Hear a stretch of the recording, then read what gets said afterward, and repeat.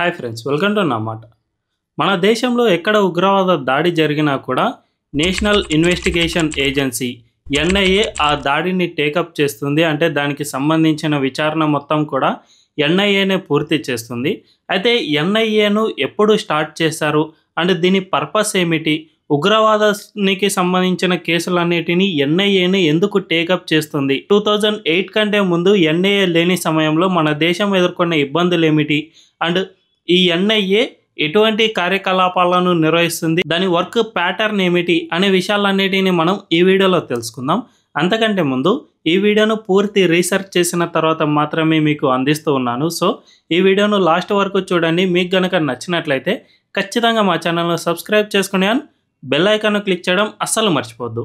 ఇక డీటెయిల్స్లోకి వెళ్తే, జనరల్గా మన దేశంలో ఎక్కడ ఉగ్రవాద దాడి జరిగినా కూడా ఆ కేసును వెంటనే ఎన్ఐఏ టేకప్ చేస్తుంది. నిజానికి మన దేశంలో అతిపెద్ద ఉగ్రవాద దాడిగా పేరొందిన ముంబై ఉగ్రవాద దాడులు 26/11ను మనం పరిగణిస్తాం.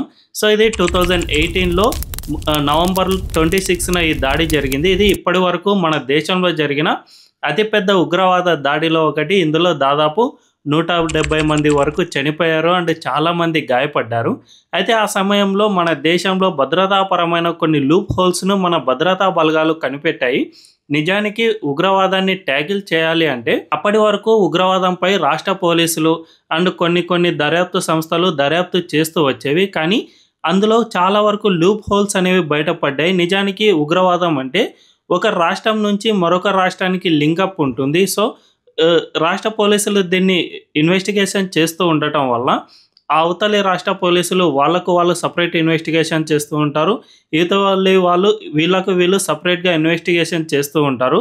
దీనివల్ల చాలా వరకు అంటే దీనికి లింకప్ అనేది తేలనంత వరకు అసలు ఇది ఎస్టాబ్లిష్ అనేది అసలు జరిగేది కాదు. మనం రీసెంట్గా జరిగిన ఢిల్లీ బాంబ్ బ్లాస్ట్ కేసులో ఒకసారి పరిశీలిస్తే ఫరీదాబాద్లో ఉగ్రవాద మాడ్యూల్ అనేది బస్ట్ అయింది. ఈ ఉగ్రవాద మాడ్యూల్కు జమ్మూ కాశ్మీర్లోని ఒక పోస్టర్ అనేది కారణమైంది. ఆ జమ్మూ కాశ్మీర్లో ఒక గ్రామంలో జైషే మహమ్మద్ ఉగ్రవాద సంస్థకు సంబంధించిన ఒక పోస్టర్ అనేది వెలిసింది. అక్కడి పోలీసులు దీన్ని కనిపెట్టారు. అయితే ఆ పోస్టర్కు సంబంధించిన కూపీ లాగ్గా ఫస్ట్ జమ్మూ కాశ్మీర్లోని ఒక డాక్టరు తన హాస్పిటల్లో AK-47తో పట్టుబడ్డాడు. ఆయన బాగా 2 పీకి విచారణ చేయగా ఆయన ఈ ఫరీదాబాద్లోని అల్ ఫలాహ్ యూనివర్సిటీ పేరు చెప్పాడు. అక్కడి నుంచే ఈ ఉగ్రవాద మాడ్యూల్ అనేది స్టార్ట్ అయింది. అక్కడ పెద్ద ఎత్తున ఎక్స్ప్లోజివ్స్ అనేవి ఉన్నాయి అని చెప్పడంతో ఫరీదాబాద్ ఉగ్రవాద మాడ్యూల్ను వీళ్ళంతా బస్ట్ చేశారు. అంటే జమ్మూ కాశ్మీర్ పోలీసులు హర్యానా పోలీసులతో కనెక్షన్ ఏర్పరచుకుని వాళ్ళందరూ కలిసి అక్కడ పెద్ద ఎత్తున ఈ ఉగ్రవాద కుట్రను భగ్నం చేశారు. సో ఒకవేళ జమ్మూ కాశ్మీర్ పోలీసులకు అండ్ హర్యానా పోలీసులకు మధ్య లింకప్ గనుక ఏర్పడకపోయి ఉంటే ఖచ్చితంగా ఈ ఉగ్రవాద కుట్రను భగ్నం చేసేందుకు వీలు లేకుండా పోయేది. సో ఇలాంటి కొన్ని లూప్ హోల్స్ అనేవి అప్పట్లోనే బయటపడ్డాయి. కాబట్టి మన దేశంలో ఉగ్రవాదానికి సంబంధించిన కేసులన్నిటినీ విచారించేందుకు ఒక పూర్తి దర్యాప్తు సంస్థ ఉండాలి. అంటే ఆ దర్యాప్తు సంస్థకి వీటన్నిటిని అప్పగిస్తే ఒక చోట ఉన్న కేసుకు మరో చోట నుంచి లింకప్ ఏర్పాటు చేయవచ్చు. దీనివల్ల మరింత త్వరగా ఈ ఉగ్రవాద కేసులను బస్ట్ చేసేందుకు వీలవుతుంది అని కేంద్ర ప్రభుత్వం అంటే UPA 1 గవర్నమెంట్ భావించింది. దీంతో 2008లో నవంబర్లో అటాక్ జరగగా అదే 2008లో నేషనల్ ఇన్వెస్టిగేషన్ ఏజెన్సీ చట్టాన్ని తీసుకువచ్చింది. దీని ద్వారా NIA అనేది ఏర్పాటైంది. సో అప్పటి నుంచి NIAకు కొన్ని బాధ్యతలను కేంద్ర ప్రభుత్వం అప్పగిస్తూ వచ్చింది. నిజానికి NIAకు చాలా ప్రత్యేక అధికారాలే ఉన్నాయి. జనరల్గా మనం CBI, ED ఇలాంటి దర్యాప్తు సంస్థలను చూస్తూనే ఉంటాం కదా. CBIకి ఒక లూప్ హోల్ అనేది ఉంది. అదేమిటంటే CBI ఏ రాష్ట్రంలో అయినా కానీ దర్యాప్తు చేయాలంటే అన్ని రాష్ట్రాల నుంచి అనుమతి తప్పనిసరిగా ఉండాల్సి వస్తుంది. మనందరికీ తెలుసు, కొద్ది సంవత్సరాల క్రితం వెస్ట్ బెంగాల్లో CBI దాడులు చేయడానికని వెళితే మమతా బెనర్జీ మీకు రాష్ట్ర ప్రభుత్వం అనుమతి ఇవ్వడం లేదు, సో మీరు ఇక్కడ ఎటువంటి దర్యాప్తు చేయడానికి వీల్లేదు అనే విధంగా ఆమె తన జనరల్ కన్సెంట్ను ఉపసంహరణ చేసుకున్నారు. సో ఈ విధంగా చేయడం వల్ల CBI దాడులు అంటే అకస్మాత్తుగా దాడులు చేస్తేనే చాలా వరకు బయటపడే అవకాశం ఉంది. సో రాష్ట్ర ప్రభుత్వానికి చెప్పి మేము పలానా వ్యక్తి మీద దాడులు చేస్తున్నాం అని చెప్పి కనుక చేస్తే ఖచ్చితంగా ఆ వ్యక్తి జాగ్రత్త పడే అవకాశం ఉంటుంది. సో ఇలాంటి లూప్ హోల్ కూడా NIAకు లేకుండా పూర్తి అధికారాలు కల్పించారు. NIA ఎక్కడైనా ఉగ్రవాద దాడి జరిగితే రాష్ట్ర పోలీసులు ఎవరు కూడా కేసును ఎన్ఐఏకి అప్పగించకుండా ముందుగానే ఎన్ఐఏ దాన్ని సుమోటోగా కేసు నమోదు చేసుకుని అక్కడ దర్యాప్తు చేసేందుకు వీలుంటుంది.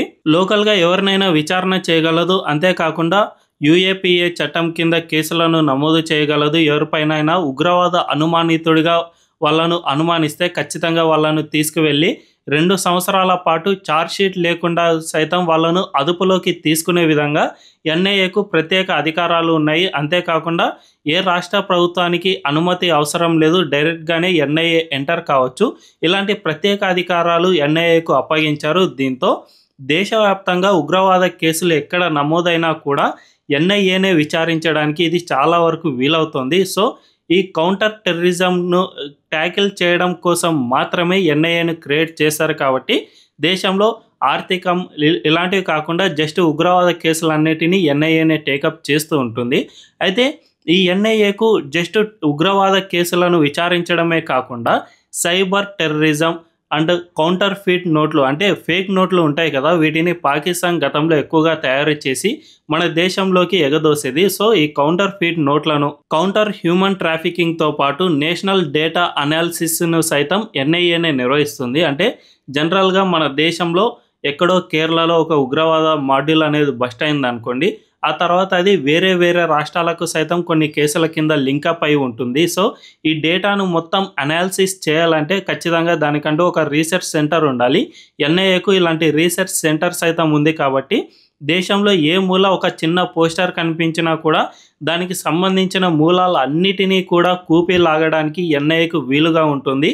అందువల్లనే రీసెంట్గా ఫరీదాబాద్లో ఈ టెర్రర్ మాడ్యూల్ బయటపడిన తర్వాత కొద్దిగా మిస్ అయ్యి ఢిల్లీలో బ్లాస్ట్ జరిగింది. సో ఈ బ్లాస్ట్ తర్వాత పెద్ద ఎత్తున డాక్టర్లను యూపీలో అయితే ఏకంగా 200 మంది డాక్టర్లను ఎన్ఐఏ అరెస్ట్ చేసి ఇప్పుడు విచారణ చేస్తుంది. సో ఈ విధంగా అన్ని రాష్ట్రాల్లో ఎక్కడ చిన్న అనుమానం వచ్చినా కూడా ఎన్ఐఏ వీటన్నిటిపై విచారణ చేసేందుకు దానికి అధికారాలు ఉన్నాయి. దీనివల్ల మన దేశంలో ఉగ్రవాదం అనేది చాలా వరకు జీరో టాలరెన్స్ విధానాన్ని అవలంబించేందుకు ఈ ఇన్వెస్టిగేషన్ ఏజెన్సీ ద్వారా చాలా వరకు వీలవుతుంది. దీంతో పాటు ఫేక్ నోట్లు అనేవి కూడా మన దేశాన్ని చాలా వరకు ప్రభావితం చేయగలవు. జనరల్గా గతంలో ఏ విధంగా ఉండేదంటే పాకిస్తాన్ మన దేశంలో పెద్ద ఎత్తున ఫేక్ నోట్లను ప్రింట్ చేసి మన దేశానికి పంపించేది. పాకిస్తాన్ గవర్నమెంటే ప్రింట్ చేసేది. కాబట్టి వీటిని ఫేక్ ఏదో రియల్ ఏదో సాధారణ ప్రజలు అసలు కనుక్కోలేని పరిస్థితుల్లో ఉండేవి. గతంలో పాత 500, 1000 రూపాయల నోట్లు ఉండేవి కదా, వీటన్నిటిని పాకిస్తాన్ చాలా ఈజీగానే ముద్రించేది. సో దీనివల్ల ఉగ్రవాదులు ఆ దేశం నుంచి మన దేశంలోకి వచ్చిన తర్వాత ఈ ఫేక్ నోట్లను ఉపయోగించుకుని ఈ ఉగ్రవాద మాడ్యూల్కు సంబంధించిన అనేక ఎక్విప్మెంట్స్ను వీళ్ళు సమకూర్చుకునేవాళ్ళు. దీనివల్లనే మన దేశంలో నోట్ల రద్దీ అనేది జరిగింది. ఆ తర్వాత ఈ ఫేక్ నోట్లు అనేవి చాలా వరకు తగ్గిపోయాయి. అయితే ఎంత తగ్గిపోయినా ఫేక్ నోట్ల సమస్య అనేది కొద్ది వరకు ఉంటుంది. కాబట్టి ఎన్ఐఏనే వీటిని సైతం విచారణ చేస్తుంది. ఎందుకంటే ఇది ఉగ్రవాదానికి నిధులను సమకూర్చే విషయంలో చాలా హెల్ప్ చేస్తుంది. కాబట్టి ఈ కౌంటర్ ఫీట్ నోట్లపై సైతం ఎన్ఐఏ విచారణ జరపడానికి దానికి అధికారాలు ఉన్నాయి. అంతేకాకుండా హ్యూమన్ ట్రాఫికింగ్ అనేది కూడా మన దేశంలో చాలా పెద్ద సమస్యగా మారుతుంది. మనందరికీ తెలుసు, ఏపీలో ఎన్నికల సమయంలో జనసేన పార్టీ అధ్యక్షుడు పవన్ కళ్యాణ్ ఒక కీలకమైన వ్యాఖ్య చేశారు. ఏపీలో జగన్ హయాంలో భారీగా హ్యూమన్ ట్రాఫికింగ్ జరిగింది.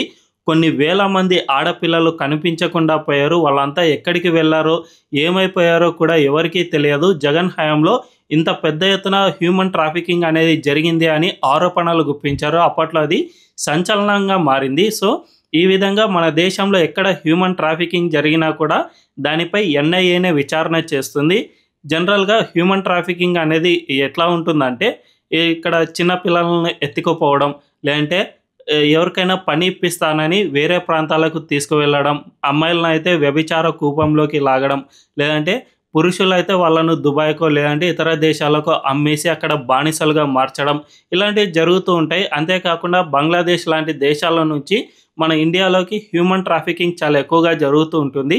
చాలామంది ఇల్లీగల్గా ఆ దేశం నుంచి మన దేశంలోకి తరలించే వ్యక్తులు చాలామంది ఇక్కడ కొన్ని కంపెనీలను ఎస్టాబ్లిష్ చేసుకుని ఈ హ్యూమన్ ట్రాఫికింగ్ను నడుపుతూ ఉన్నాయి. కాబట్టి వీటన్నిటినీ కూడా ఎన్ఐఏనే విచారణ చేస్తూ ఉంటుంది. సో ఇలాంటి పలు విభాగాల్లో సైబర్ నేరగాళ్లను సైతం ఎన్ఐఏని విచారణ చేస్తుంది. అంటే ఉగ్రవాదానికి సంబంధించిన సైబర్ కేసులను ఇదే విచారణ చేస్తూ ఉంటుంది. దీనివల్ల మన దేశంలో ఉగ్రవాదానికి సంబంధించి కానీ, కౌంటర్ ఫీట్ నోట్లు కానీ, లేదంటే హ్యూమన్ ట్రాఫికింగ్ ఇలాంటి వాటన్నిటిని పైన ఎన్ఐఏనే విచారణ చేస్తుంది. దీనివల్ల దేశవ్యాప్తంగా ఇది పనిచేస్తుంది కాబట్టి ఏ రాష్ట్రంలో ఒక చిన్న లూప్ హోల్ దొరికినా కూడా మొత్తం దేశవ్యాప్తంగా ఉన్న నేరస్తులు, ఉగ్రవాదులు అందరినీ కూడా ఇది బయటికి లాగగలిగిన సామర్థ్యం దీనికి ఉంది.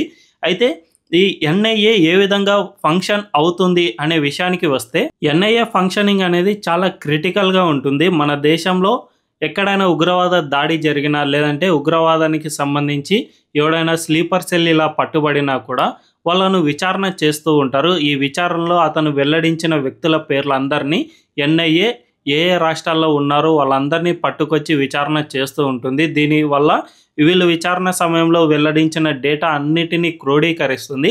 ఈ డేటాను రీసెర్చ్ సెంటర్కు పంపించిన తర్వాత దానికి సంబంధించిన ఆర్టిఫిషియల్ ఇంటెలిజెన్స్ టూల్స్ కానీ, లేదంటే ఇంటెలిజెన్స్ బ్యూరోల నుంచి వచ్చే ఇన్పుట్స్ కానీ వీటన్నిటినీ కూడా సేకరించి ఈ డేటాను క్రోడీకరించే ప్రయత్నం చేస్తుంది. ఈ సమయంలో ఇంకా ఎవరైనా బయటపడతారా అనే దానిపై సైతం ఇది విచారణ జరుపుతూ ఉంటుంది. ఎక్కడ చిన్న అనుమానం వచ్చినా కూడా, ఎందుకంటే ఇప్పుడున్న మోదీ గవర్నమెంట్ టెర్రరిజంపై జీరో టాలరెన్స్ విధానాన్ని అవలంబిస్తుంది. ఎవరిపైనైనా చిన్న అనుమానం ఉన్నా కూడా వాళ్ళను వదిలిపెట్టే ప్రసక్తే లేదు అనే విధంగా ఇప్పుడు యాక్ట్ చేస్తుంది. కాబట్టి ఎన్ఐఏ సైతం ఎక్కడ చిన్న లూప్ హోల్ కానీ, ఒక వ్యక్తిపై అనుమానం వచ్చినా కూడా వాళ్ళందరినీ అరెస్టు చేసి జైల్లో వేసి మరి విచారణ జరుపుతుంది. మనం రీసెంట్గానే Pahalgam attack and operation Sindoor తర్వాత మన దేశంలో చాలామంది యూట్యూబర్లు అరెస్ట్ అయ్యారు. వీళ్ళను ఎన్ఐఏని అరెస్ట్ చేసింది. అంటే వీళ్ళంతా కూడా గతంలో పాకిస్తాన్కు వెళ్ళి వచ్చారు. హర్యానాకు సంబంధించిన ఒక యూట్యూబర్ కూడా పాకిస్తాన్కు వెళ్ళి వచ్చింది. ఆమె పహల్గామ్కు సంబంధించిన కీలకమైన ఇన్ఫర్మేషన్ను పాకిస్తాన్ ఐఎస్ఐకి అందించింది. కాబట్టి ఇలాంటి వాటన్నిటిని అండ్ పాకిస్తాన్కు వెళ్ళి వచ్చిన యూట్యూబర్లు ఎవరైతే ఉన్నారో వాళ్ళందరినీ అరెస్ట్ చేసుకుంటూ వెళ్ళింది. ఇందులో మన తెలుగు రాష్ట్రాలకు సంబంధించిన ఒక బైక్ బ్లాగర్ భయ్యా సన్నీ యాదవ్ను సైతం అరెస్ట్ చేసింది. ఎందుకంటే కొద్ది నెలల క్రితం ఇతను పాకిస్తాన్కు వెళ్ళి వచ్చాడు కాబట్టి ఆయన్ను అరెస్ట్ చేసి విచారణ సైతం జరిపింది. సో ఈ విధంగా ఎక్కడ చిన్న లూప్ హోల్, చిన్న అనుమానం వచ్చినా కూడా ఎన్ఐఏ అందరినీ విచారణ చేసి వాళ్ళలో ఏమైనా ఉగ్రవాద లింకులు ఉంటే ఖచ్చితంగా అరెస్ట్ చేసింది. ఒకవేళ లేవు అంటే అప్పుడు మాత్రమే వాళ్ళను వదిలిపెట్టే అవకాశం ఉంటుంది.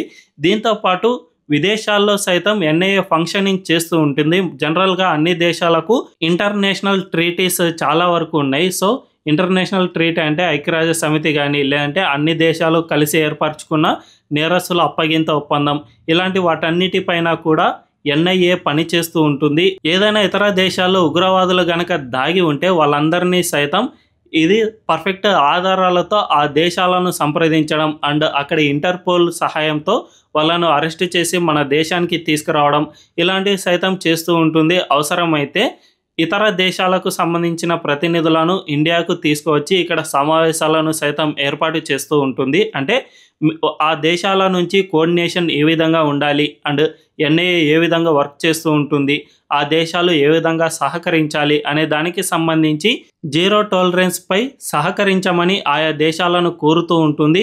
నిజానికి ఎన్ఐఏ సక్సెస్ రేట్ ఎంతగా ఉందో అనే విషయానికి వస్తే, ఎక్కడైనా ఎన్ఐఏ ఒక ఉగ్రవాది అనుమానితుడిని కనుక అరెస్ట్ చేస్తే వాళ్ళలో 95% కన్విక్షన్ రేటు ఎన్ఐఏకు ఇప్పుడు చాలా రికార్డు స్థాయిలో ఉంది. అంటే 100 మంది ఉగ్రవాదులను పట్టుకుని ఉంటే దాంట్లో 95% మందికి ఇప్పటికే కన్విక్షన్ రేటు పడిపోయింది. అంటే 5% మాత్రమే నేను నేరస్తుని కాదు, లేదంటే ఎటువంటి లూప్ హోల్ అలాంటివి ఉపయోగించుకుని ఏమైనా బయటికి రావడం ఇలాంటివి జరుగుతూనే ఉంటాయి. కానీ 95% కన్విక్షన్ రేట్ అంటే అది చాలా పెద్ద హ్యూజ్ నంబర్ అనే చెప్పుకోవచ్చు. సో ఎన్ఐఏ అంత పర్ఫెక్ట్గా పనిచేస్తుంది మన దేశంలో అని చెప్పకనే చెప్పుకోవచ్చు. సో ఈ విధంగా ఈ ఎన్ఐఏ అనేది ముంబై ఉగ్రవాద దాడుల తర్వాత 2008లో ఎన్ఐఏ చట్టాన్ని తీసుకొచ్చి దీన్ని ఎస్టాబ్లిష్మెంట్ చేశారు. ఆ తర్వాత ఇది దేశంలో ఎక్కడ చిన్న ఉగ్రవాద ఘటన జరిగినా, ఉగ్రవాదానికి సంబంధించిన లూప్ హోల్ జరిగినా కూడా వెంటనే ఎన్ఐఏ రంగంలోకి దిగుతుంది. రాష్ట్ర పోలీసుల సహకారం అవసరం లేదు అండ్ రాష్ట్ర ప్రభుత్వంతో పర్మిషన్ సైతం అవసరం లేకుండా ఎన్ఐఏనే వెంటనే రంగంలోకి దిగుతుంది. దానికి సంబంధించిన అన్ని విచారణలు చేస్తుంది. వీలైతే దానికి సంబంధించిన డేటాను రీసెర్చ్ సెంటర్కు పంపించి అక్కడ డేటాను విశ్లేషించే ప్రయత్నం చేస్తారు. దీనికి ఇంటెలిజెన్స్ ఇన్పుట్లు అండ్ ఇతర రాష్ట్రాల నుంచి ఉన్న ఇన్పుట్లు వీటన్నిటిని క్రోడీకరించి అక్కడ విశ్లేషణ చేస్తూ ఉంటారు. దాని నుంచి వచ్చే అవుట్పుట్ను ఎన్ఐఏ తీసుకుని ఆ నేరస్తులను విచారించడం అండ్ వాళ్ళతో పాటు లింకప్ అయి ఉన్న వాళ్ళందరినీ విచారణ చేయడం ఇలాంటివి చేస్తూ ఉంటుంది. ఈ విధంగా చేయడంతో పాటు మన దేశంలో హ్యూమన్ ట్రాఫికింగ్కి సంబంధించి అండ్ సైబర్ టెర్రరిజం ఇలాంటి వాటన్నిటిపైన కూడా ఎన్ఐఏని విచారణ చేసి మన దేశంలో ఉగ్రవాదం అనే దాడి జరగకుండా చాలా జాగ్రత్తలు తీసుకుంటూ ఉంటుంది. భద్రతా బలగాలకు ఒక నానుడి అనేది ఉంటుంది. ఇంటెలిజెన్స్ విభాగాలకు 99 సక్సెస్ అయి ఒక్కటి ఫెయిల్ అయినా కూడా వాళ్ళను ఫెయిల్యూర్ అని చూపించే ప్రయత్నం చేస్తూనే ఉంటారు. సో ఎన్ఐఏ చాలా వరకు సక్సెస్ అవుతోంది కాబట్టే మన దేశం ఇంత ప్రశాంతంగా ఉంది అని చెప్పుకోవచ్చు. నిజానికి లాస్ట్ 11 ఇయర్స్లో 2014 తర్వాత ఫస్ట్ టైం ఉగ్రవాద దాడి అనేది కాశ్మీర్ వెలుపల జరిగింది అంటే ఢిల్లీలో మాత్రమే అని చెప్పుకోవచ్చు. అంటే 11 సంవత్సరాలుగా ఏ ఒక్క లూప్ హోల్ లేకుండా వీటన్నిటిని కౌంటర్ టెర్రరిజం ట్యాకిల్ చేశారంటే అందులో ఎన్ఐఏ పాత్ర మరవలేనిదనే చెప్పుకోవచ్చు. ఇది ఎన్ఐఏపై పూర్తి విశ్లేషణ. ఈ వీడియో కనుక మీకు నచ్చినట్లయితే ఖచ్చితంగా మా ఛానల్ను సబ్స్క్రైబ్ చేసుకొని అండ్ నెక్స్ట్ వీడియో మీకు నోటిఫికేషన్ రూపంలో రావాలంటే ఖచ్చితంగా బెల్ ఐకాన్ను సైతం క్లిక్ చేసి పెట్టుకోండి. Thank you.